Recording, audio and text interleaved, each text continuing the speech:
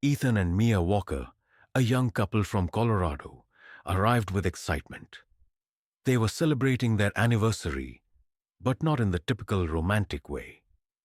Both had a shared fascination with haunted places, and the Queen Mary was on the top of their list. The ship had a notorious reputation, hundreds of documented deaths, wartime service as a grey ghost, and more ghost sightings than any other vessel afloat. Their plan was simple: take the evening Ghosts and Legends tour, then stay overnight in one of the cabins rumored to be haunted. The receptionist smiled too widely when they checked in. "Cabin B340, she said, sliding the key card across. Ethan's brow furrowed. "Isn't that the one?" She interrupted with a light laugh. "Oh, just old stories. Enjoy your stay." Mia noticed something in the woman's eyes. A flicker, as if she'd wanted to say more, but didn't. While waiting for the tour, they wandered the decks. A salty breeze brushed their faces, carrying echoes of creaking metal. In the grand lobby, framed photographs showed glamorous passengers from the 1930s, wartime troops crammed on deck, and black and white images of shipyard workers. As they paused before one photo, a group of soldiers smiling at the camera. Ethan felt a cold draft sweep past. "Mia, did you feel that?" She nodded slowly. "Like someone walked right through me." They both turned, but no one was there. Only the faint sound of footsteps fading toward a corridor roped off to visitors. Their guide, an older man named Harris, led them below deck. The Queen Mary carried more than 2 million passengers during her service, he began, his voice echoing against steel walls. But she also carried something else: memories, tragedies. They stopped in the first-class swimming pool. Empty now, its tiled walls cracked. "This pool is said to be haunted by a little girl named Jackie," Harris continued. "She drowned here in the 1940s. Some guests have heard her laughter. Others, her cries for help."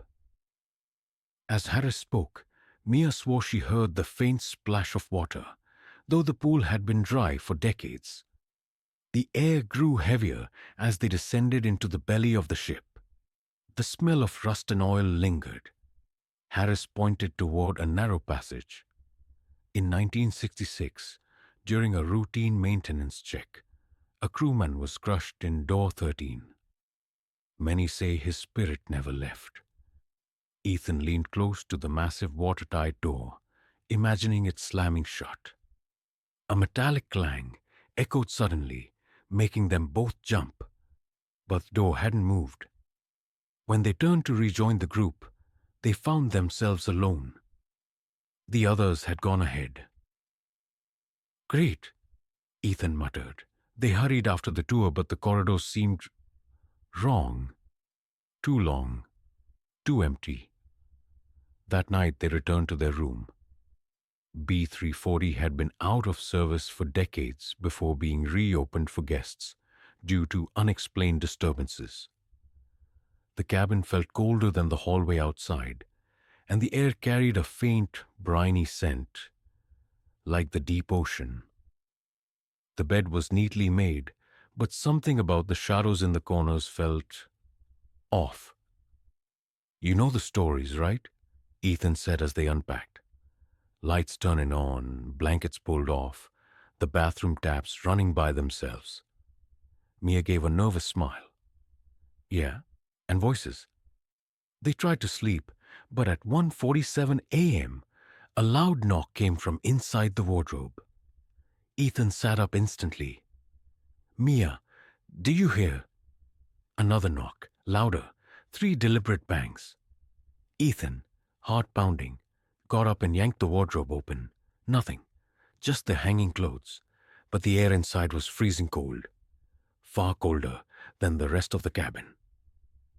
They tried to laugh it off, But minutes later, the bathroom light flicked on by itself. The sound of running water followed. Ethan went to check, expecting to find a dripping tap.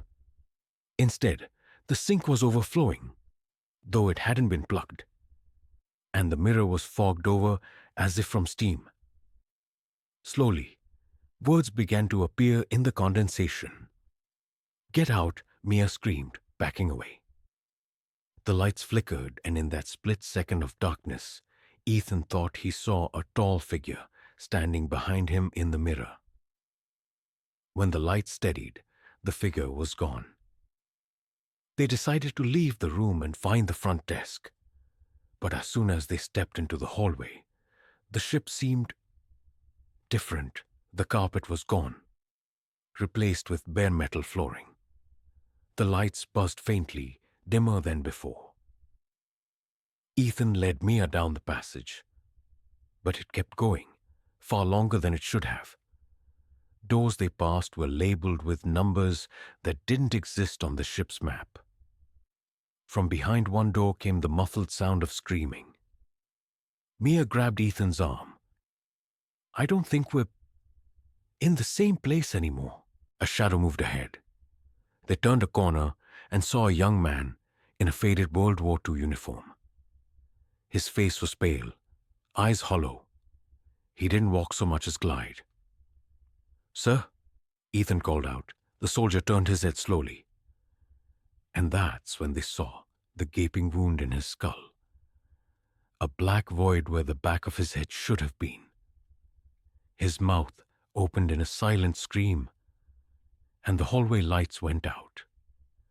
When the lights returned, they were no longer in the hallway, but standing beside the empty first-class pool from earlier. How they got there, they couldn't explain. The sound of dripping water echoed, though the pool was bone dry. Then came the laughter, high-pitched, childlike, bouncing off the walls. "Jackie?" Mia whispered. A small figure appeared at the far end of the pool. A little girl in a blue dress, her hair wet and clinging to her face. She waved. "Are you lost?" Mia asked gently. The girl smiled, and water began pouring from her mouth, spilling down her dress. Her eyes turned black. She dropped to her knees and crawled toward them at an inhuman speed. They bolted, racing through doorways and corridors that seemed to shift and twist. The air grew thicker, harder to breathe. Somewhere in the distance, a deep horn sounded. The ship's old whistle, but it echoed as though they were underwater.